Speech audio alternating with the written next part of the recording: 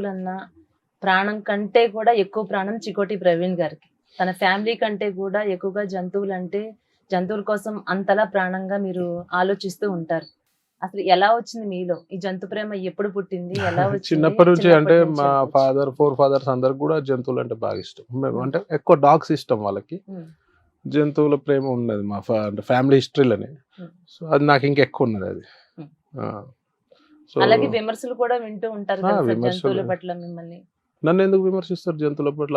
ఒకవేళ ఎవడన్నా ఉమ్, విమర్శిస్తాడు మనిషే కాదు మూర్ఖుడు ఉమ్, అంటారు. విమర్శించే అవసరమే ఉంది. ఉమ్, ఏ విధంగా విమర్శిస్తారు? ఉమ్.